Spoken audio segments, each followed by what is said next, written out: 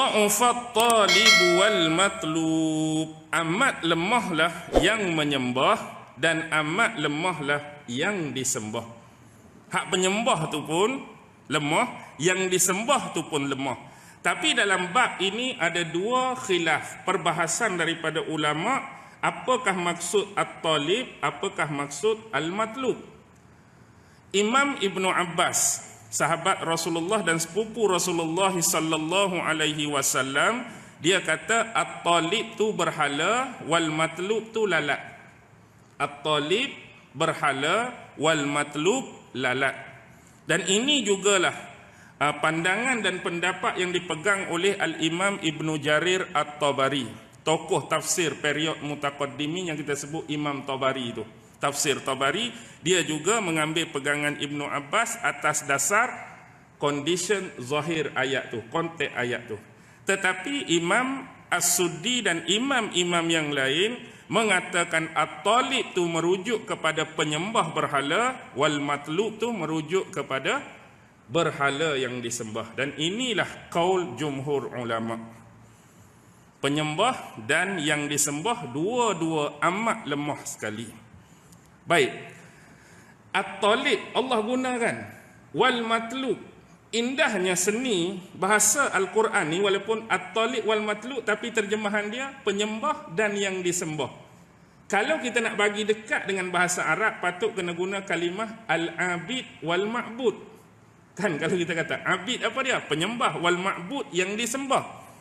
Tapi Allah guna at-talib. Indahnya at-talib apa maksud dia? Kita selalu sebut talibul ilmi. Talibul ilmi apa maksud dia? Penuntut ilmu. Penuntut ilmu, pelajar. Talib dalam bahasa Arab penuntut, orang yang menuntut, orang yang meminta. Tengok indahnya seni bahasa Al-Quran. Allah guna talib kepada penyembah tadi. Termasuk kita semua sebenarnya. Unsur yang Allah jadikan kita sebagai manusia ni ada sifat kekurangan dan kelemahan dia. Bila manusia ciptaan Allah ni dia sedar diri dia ni kurang, dia ni lemah, jadi dia perlu ada sifat menuntut sesuatu, meminta sesuatu daripada zat yang lebih agung daripada dia. Faham maksud tu? Jadi contoh kita kata, kita ni adalah manusia yang bersifat fakir dan miskin. Fakir tu kelemahan dan kekurangan, miskin pun kelemahan dan kekurangan. Bila itu sifat kita, maka kita ni suka nak menuntut ataupun meminta daripada zat yang maha kaya.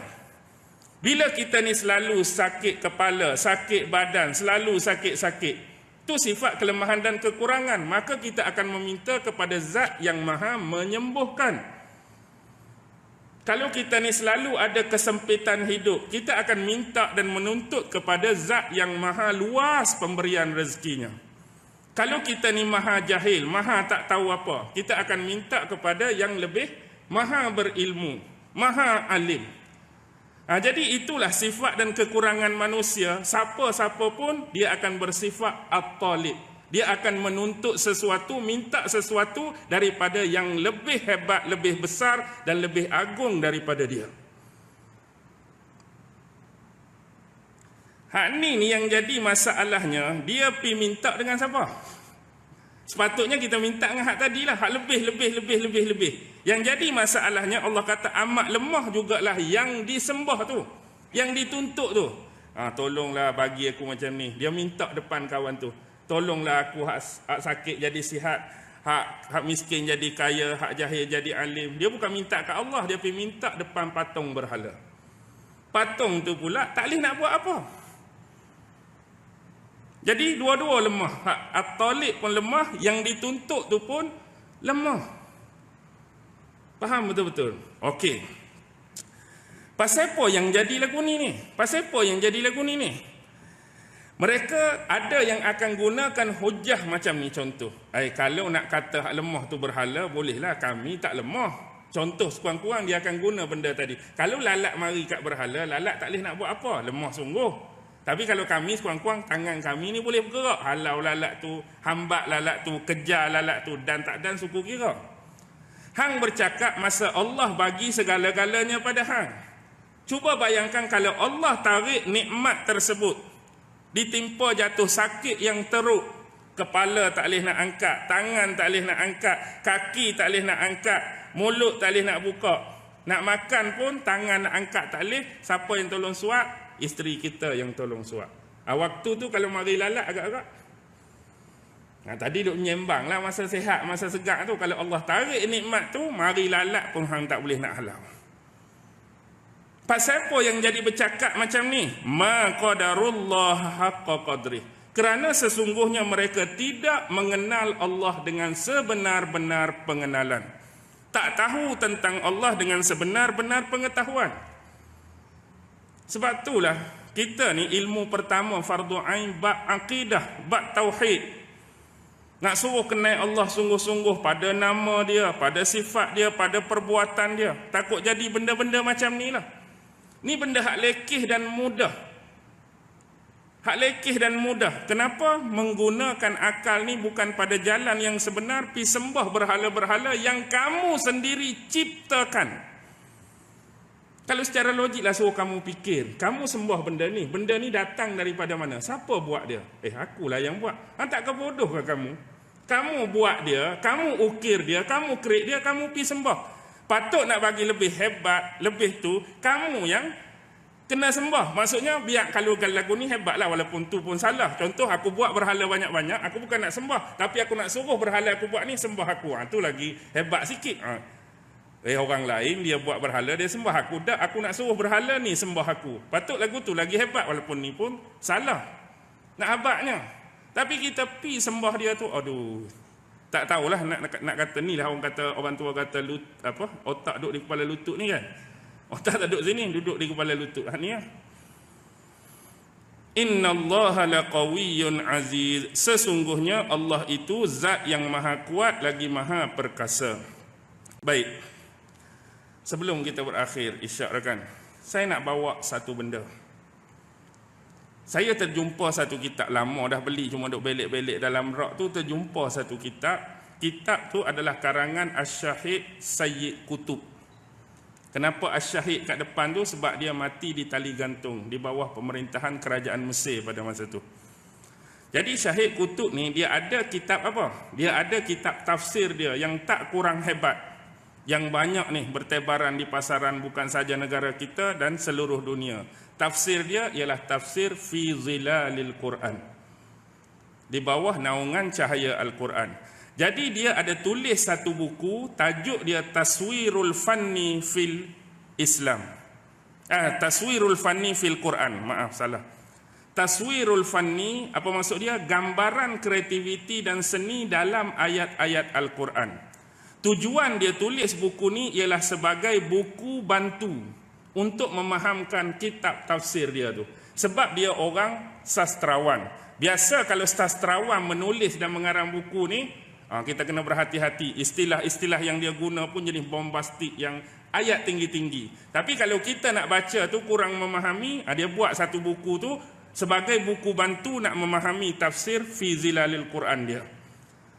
Jadi apakah gambaran seni dan kreativiti? Macam ni dia sebut. Antara manhaj dan metod kita ni nak fahami Al-Quran, dia sama macam mukjizat. Macam mukjizat, ada mukjizat maknawi, ada mukjizat hissi.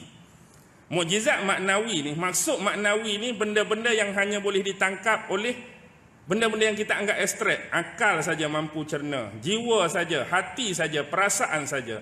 Kalau yang hissi ni, yang panca indera kita yang 5 ni yang boleh tangkap. Contoh mukjizat maknawi macam Quran lah. Macam Quran. Kalau mukjizat hissi ni, yang kita boleh tengok, yang pernah berlaku kepada Rasulullah. Maksudnya Rasulullah belah bulan, mata kita tengok. Keluar air daripada jari Rasulullah, mata kita boleh tengok. Tu mukjizat hissi. Mukjizat maknawi macam Quran kekal sampai hari kiamat. Mukjizat hissi, dia akan pergi bersama kewafatan Rasulullah. Jadi dengan kata lain, lepas Rasulullah wafat, tak akan ada lagi mukjizat macam tu. Sebab apa? Tak ada orang boleh buat dah, kecuali Rasulullah. Baik, begitu juga manhaj dan metod kita nak faham Al-Quran, ada bentuk maknawi, ada bentuk hissi. Bentuk maknawi bila kita baca, hayati dan tadabbur ayat Quran, dia bawa masuk pada akal. Dia bawa masuk pada jiwa, hati dan perasaan supaya kita memahami ayat tu. Kita baca. Faham. Tu isi. Taswirul fanni tadi, dia ajak kita mengukuhkan kefahaman dengan cara, tu maknawi dengan cara hisi. Hisi ni gambaran. Gambaran macam mana? Macam yang Allah cerita tadi, kita boleh faham tak guna akal kita? Kita boleh faham kan perumpamaan tu? Allah kata suruh berhala tadi buat lalat. Kalau mereka tak mampu berimpun ramai-ramai, buat lalat. Juga tak boleh. Kalau lalat tu kita boleh faham benda tu dengan mudah. Tapi pengukuhan pada makna hisi tadi, supaya benda tu dibawa dalam akal dan diri kita, lalu kita screen dan imajinasikan benda tu, dia lagi mengukuhkan kefahaman. Macam saya analogikan kita dan TV kita. TV kita ada skrin. Belakang skrin tu ada wire. Wire tu kena cucuk kat mana? Baru keluar gambar dalam skrin. Dia kena cucuk kat dinding. Bila kita cucuk kat dinding, bayangkan yang masuk tu adalah arus-arus elektrik yang saya analogikan ayat-ayat Quran tadi. Kita duk push ayat Quran tu masuk. Bila ayat Quran tu masuk, dia akan keluar pada skrin. Tadi kita faham dengan akal. Jadi ni gambaran skrin. Manhaj ni mengajak kita buat imajinasi. Kita bayangkan sendiri. Kita bayangkan ada satu kelompok manusia dalam skrin kita ni, dalam imajinasi kata. Ada kuil ke, rumah ibadat ke, ada 3 patung berhala. Dan ada 3 orang ke 4 orang duk sembah berhala ni. Tiba-tiba mari lalat. Dia suruh bayangkan benda tu. Kita pun bayang. Tiba-tiba mari lalat. Kemudian, berhala tu tak boleh nak buat apa. Duk kat hidung pun tak boleh nak buat apa. Duk kat mata tak boleh nak buat apa. Apa yang Allah misalkan tadi, kita gambarkan, kita screenkan, kita imajinasikan. Agak-agak, bila kita bayang macam tu, apa yang reaction pada wajah kita? Mungkin kita tergelak seorang tak? Dengan kelucuan dan ketidakwarasan akal mereka. Mungkin kita tersenyum sini, ada bodohnya di mana otak dia. Ini lebih mengukuhkan lagi. Kita dah faham, kita buat pula benda tu, dia lagi mengukuhkan kefahaman kita tentang ayat-ayat Allah. Boleh faham tak maksud saya tu? Benda ni ialah salah satu cara kita nak menguatkan hafalan dan ingatan. Tapi dia ada teknik dia lah. Contohlah macam kita nak bercerita tentang sejarah perang Nabi. Kalau orang boleh buat teknik imajinasi ni, dia dah sediakan satu medan perang depan dia tu. Ni ada gunung ke, ni ada gunung. Ni Rasulullah dengan sahabat dia. Rasulullah duduk tengah, contoh siapa jadi komander sayap kiri, nama apa. Komander sayap kanan, nama apa. Hak duduk pemanah atas bukit, nama apa. Hak musuh ketua dia apa. Ketua belah kiri apa, ketua belah. Jadi kita boleh nampak dah benda tu. Kita dah letak dah, kita dah setting. Jadi kita bila cerita, kita ambil je gambaran tadi. Salah satu teknik. Tak semua orang mampu dan boleh buat teknik ni. Dia perlukan latihan. Jadi saya tak katakan yang ni muktamad dan absolut terbaik. Setiap orang ada keistimewaan, gunalah keistimewaan tersebut untuk mereka hafal atau ingat sesuatu. Saya cuma sebut salah satu je tadi. Boleh faham ni? Boleh faham. Bila boleh faham, boleh berhentilah. Itulah standard kita tak? Cukuplah. Kita nak solat isyak, saya pun lencur ni daripada basah jeruk ni. Kelantan cakap basah jeruk ni, duduk bawah ekong kira kering balik. Hebatlah tu. Boleh berhenti apa Jaafar? Okey, insya-Allah sama-sama kita ambil perhatian, ambil ilmu dan pengetahuan berkaitan dengan 2 ayat daripada surah Al-Hajj 73 dan 74 tadi. Mudah-mudahan Allah senantiasa memberikan petunjuk yang benar dan jalan kefahaman yang terbaik berkaitan dengan nas-nas Al-Quran dan sunnah-sunnah Rasulullah sallallahu alaihi wasallam. أعوذ بالله من الشيطان الرجيم بسم الله الرحمن الرحيم اللهم إنك تعلم أن هذه القلوب قد اجتمعت على محبتك والتقت على طاعتك وتوحدت على دعوتك وتعاهدت على نصرة شريعتك فوسك اللهم رابطتها وأدم ودها واهدها سبلها واملأها بنورك الذي لا يخبو واشرح صدورها بفيض الإيمان بك وجميل التوكل عليك وأحيها بمعرفتك وأمتها على الشهادة في سبيلك إنك نعم المولى ونعم النصير Wa sallallahu ala sayyidina Muhammad wa ala alihi wa sahbihi wa sallim. Walhamdulillahi rabbil alamin. Allahu akbar.